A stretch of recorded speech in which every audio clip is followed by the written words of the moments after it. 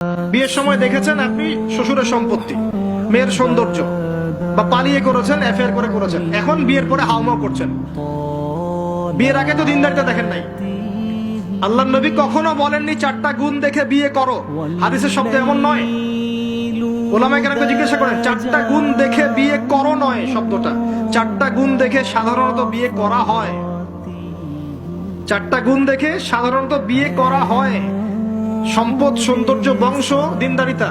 তোমরা দিনদারিতাকে প্রাধান্য দাও, না হলে তোমাদের হাত ধুলোয় ধূসরিত হবে।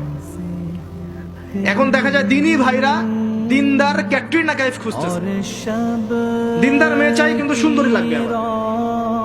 কেন? একটু অসুন্দর হলে আপনার চলবে না? আপনার স্ত্রীর কাছে যা আছে অন্য মেয়ের কাছে তাই আছে, এর বাইরে কিছু নাই। আর 2 দিন পরে, 1 বছর, 2 বছর, 3 বছর পরে, 5 বছর পরে গিয়ে দেখবেন সব সমান হয়ে গেছে। এই দেহের সৌন্দর্য থাকবে না। মনে তাকওয়া থাকলে, আল্লাহওয়ালা স্ত্রী হলে আপনি দুনিয়াতে জান্নাতে থাকবেন ইনশাআল্লাহ। দুনিয়াতে আপনি জান্নাতে থাকবেন ইনশাআল্লাহ। আর যদি ঘরে একটা বদকার স্ত্রী থাকে, তাহলে আপনার দুনিয়ায় জাহান্নাম, দুনিয়া জাহান্নাম। অতএব বিয়ের আগে, বিয়ের সময় খুব কেয়ারফুল থাকবেন। আপনি দিনদার মেয়েকে প্রাধান্য দেন, এবং মেয়েদেরকেও বলবো দিনদার ছেলে ছাড়া বিয়ে করে না। অনেক বড় চাকরি করে, অনেক বড় ব্যবসা করে, এটা সেটা, নামাজ পড়ে না, এগুলো দেখছেন না, সুদের চাকরি করে, ঘুষ খায়, আপনি রাজি হয়ে যাচ্ছেন। এরপরে গিয়ে পস্তাচ্ছেন যে হুজুর আমার সংসারে অশান্তি, এটা সেটা। এখন তো পস্তায় লাভ নাই, বরং আপনার সন্তানও হবে ওই নাস্তিক প্রজন্মের মতোই। নাউজুবিল্লাহ।